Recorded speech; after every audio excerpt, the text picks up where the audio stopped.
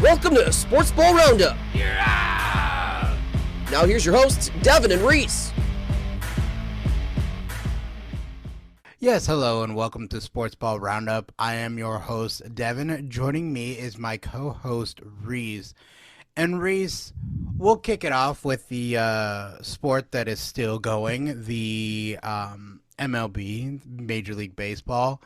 Let's briefly run through the standings because, well, I don't see much change here. Do you? No, not since our last episode. No. We got the Orioles leading the AL East, the Twins leading the AL Central, the Rangers leading the West.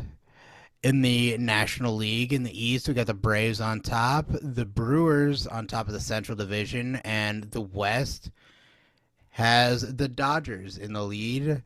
And Reese, the wild card race is always interesting in major leagues, especially at this time of year, heading down the stretch. The race for October, we're in late August, so, it's getting to be crunch time. What teams are in the hunt for the wild card spots? So we'll start with the American League wild card. It's topped by the Rays, Astros, and Mariners, with the Blue Jays 1 game back and the Red Sox 5 games back. The rest of the teams are double-digit games back. So a couple teams in the race there. But in the National League is where the fun starts. So the Phillies, Cubs, and Diamondbacks are in playoff positions due to the wild card. But there's about 5 other teams that are in it at the moment. The Reds and the Giants are both half game back. The Marlins are 1 game back. The Padres are 6 games, and the Mets are 7 games back of the wild card in the National League. Wow. So I think that if I had to pick, I know that the Astros are going to be in the wild card. Because I don't know, I don't think I can pick against the Astros. I want to, I really do, but I don't see them missing the postseason. What surprises me is that the Cubs are in the hunt, especially what they did before the All-Star break. They weren't that impressive to start the season, and after the All-Star break, they found that second gear to propel themselves into this situation that they find themselves in, which I feel like is very intriguing and will honestly need to be watched in the postseason, because I believe that momentum is everything in baseball. No, yeah, definitely. Ever since the All-Star break, they've just continued to win series after series, and really that's led to their rise in the standings. So we will continue to monitor the wild card hunt and all of the MLB postseason as it progresses. But now I want to kind of switch gears and talk about the upcoming sports calendar. We've got some major things happening in the world of sports. Beginning on this Friday, the 2023 FIBA World Cup kicks off. And the first U.S. game will be on Saturday, it does begin on Friday. It's co-hosted by Pacific Islands, namely the Philippines, Japan, and Indonesia, with the final being in the capital city of Manila, which is the capital of the Philippines. I'm going to run over the groups. Group A has the Dominican Republic, the Philippines, Angola, and Italy. Group B is South Sudan, China, Serbia, and Puerto Rico. Group C has Greece, New Zealand, Jordan, and the U.S. Group D has Lithuania, Montenegro, Egypt, and Mexico. E has Australia, Japan, Germany, and Finland. F has Venezuela, Slovenia, Georgia, and Cape Verde. G has Iran, Spain, Brazil, and Ivory Coast. And H has Lebanon, France, Latvia, and Canada. And out of all of those groups, what do you think the, I guess, toughest group is in the FIBA World Cup? Well, that is a tough question, but I believe it's definitely Group E with Australia, Japan, Germany, and Finland. I know everybody comes into basketball and sees the powerhouses in the U.S., Spain, and France.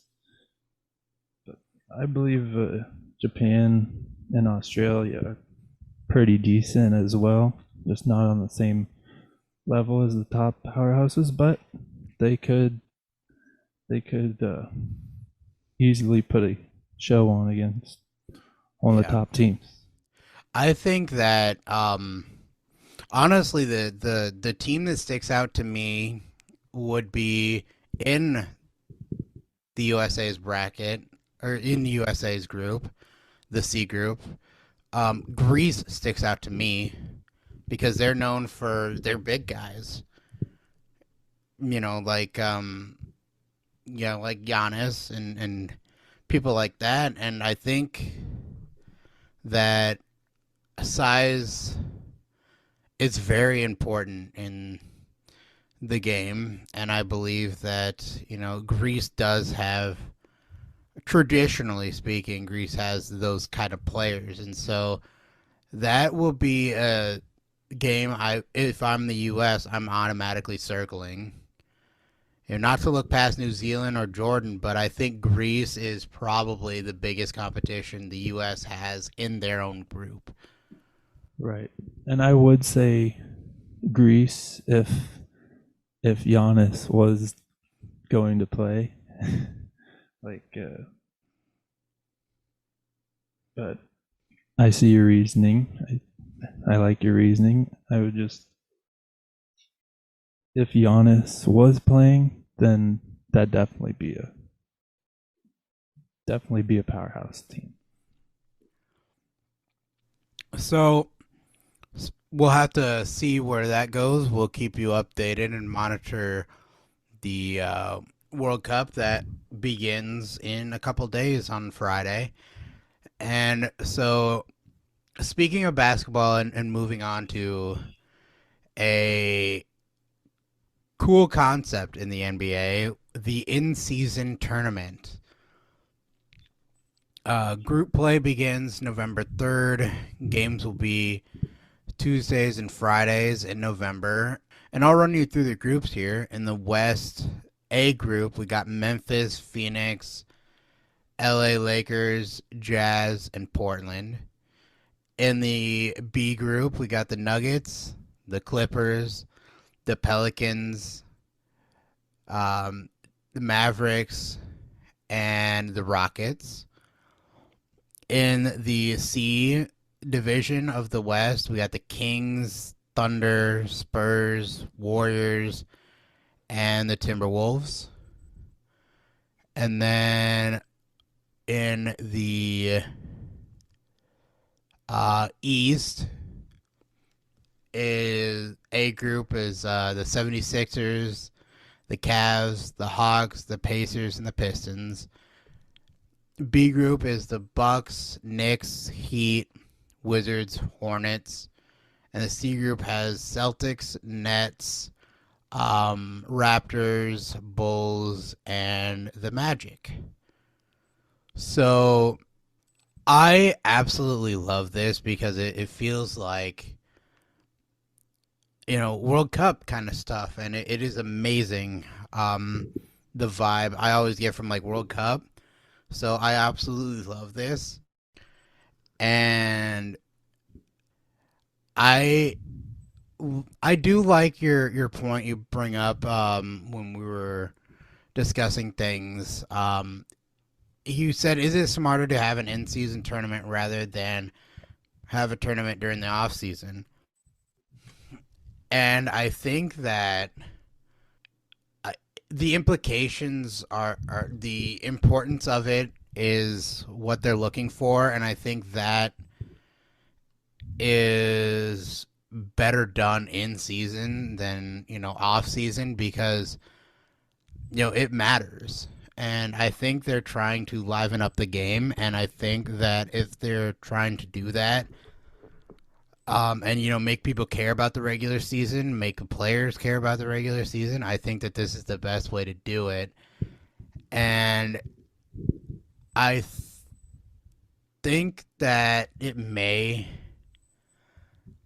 it does have its downsides, with the other point you brought up with rest. It will kind of impact um, the rotation of, players on, rest or whatever. But honestly, I think it's a good thing for the sport because then you have players and teams not trying to mail in parts of the regular season and just turn it on when it matters. Yeah, And go ahead.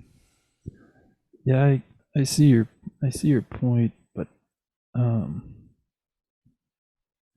I guess I just don't know why if you're going to have an end season tournament in the middle of the NBA season and you're trying to eliminate resting players after like back-to-back games, all this. If you're going to have an end-season tournament, at least do it towards the start of the season.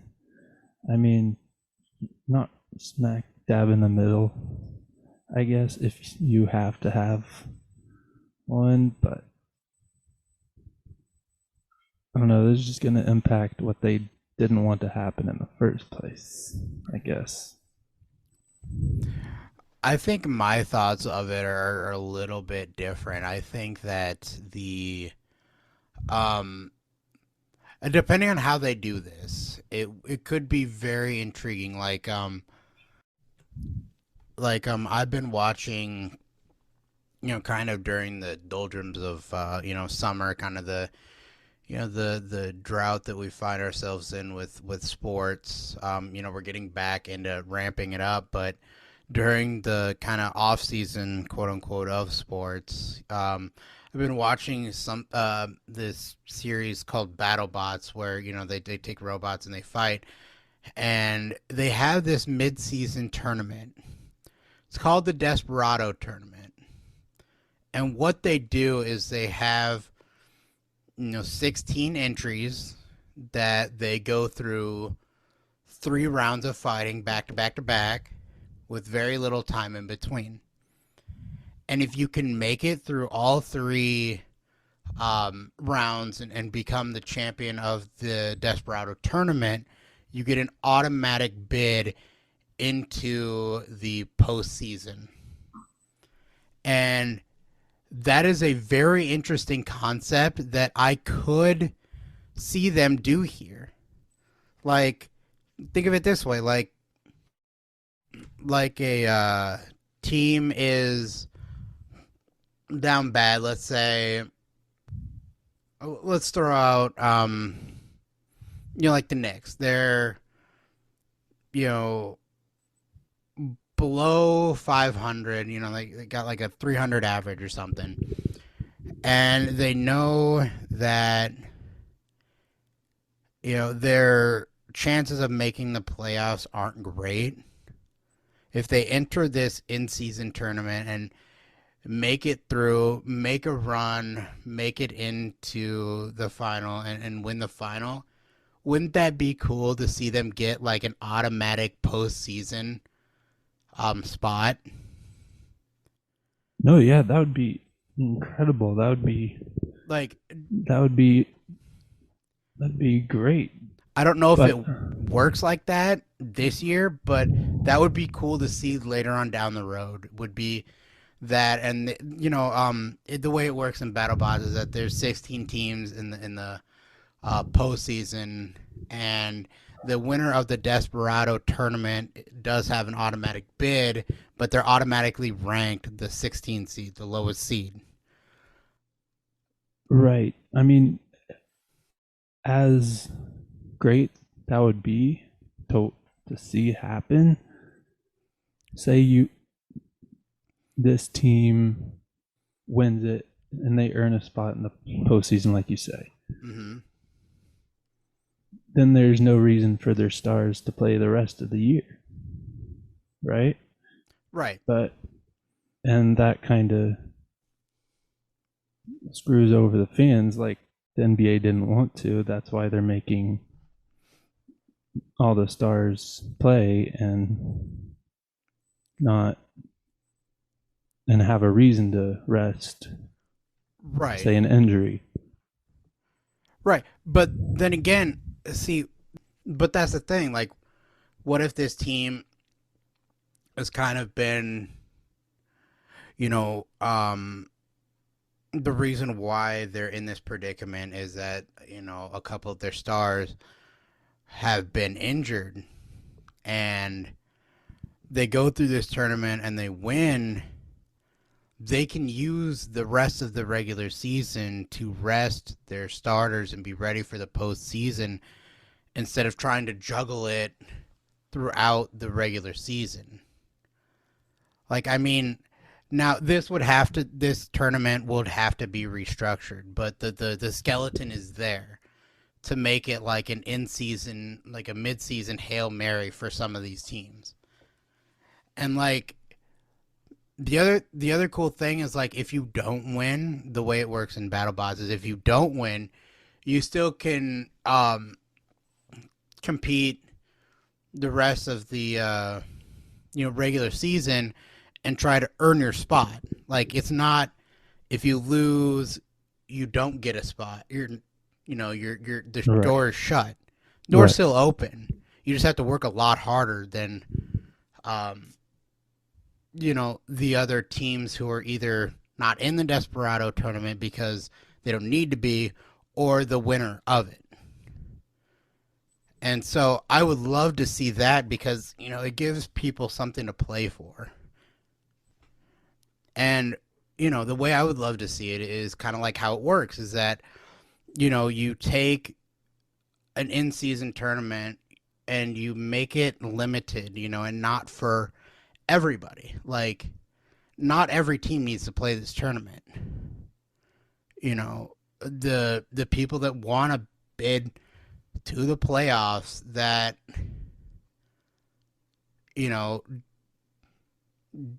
it leaves it open for a team that may not traditionally have a playoff opportunity.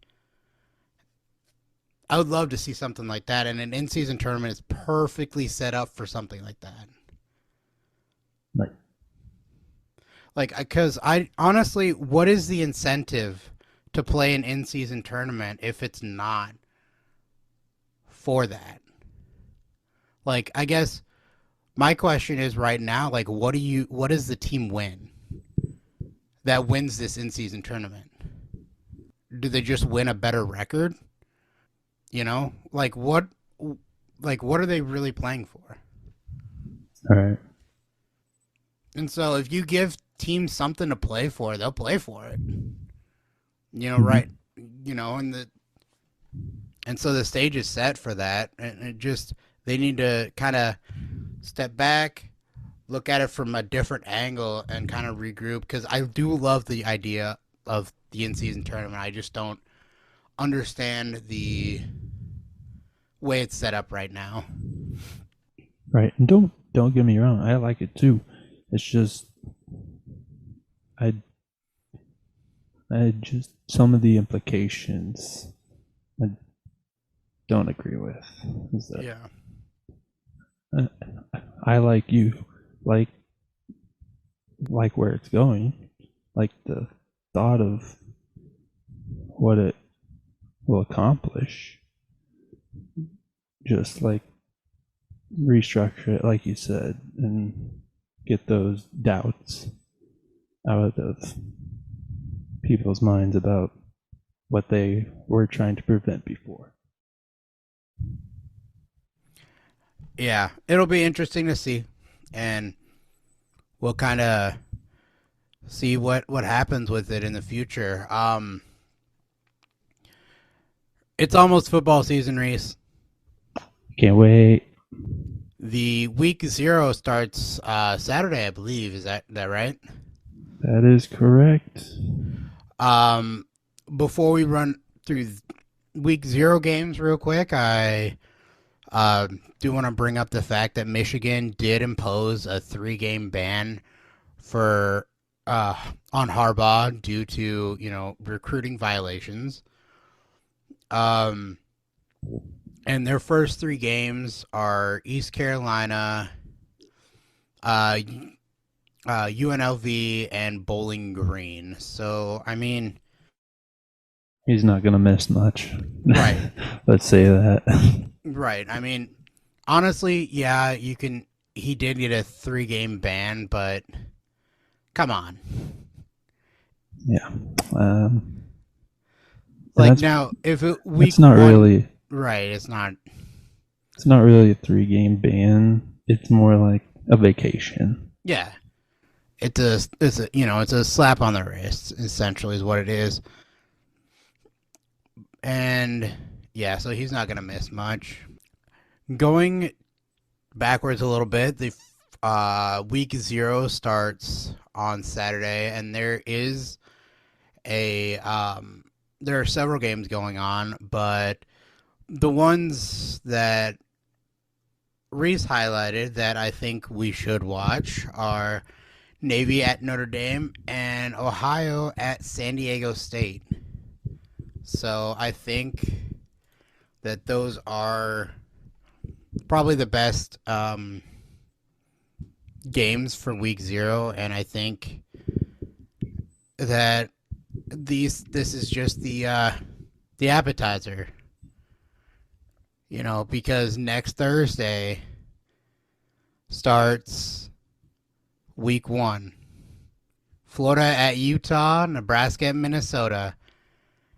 And I love it. I love football in general, but college football's got a special place in my heart because of the energy it gives off.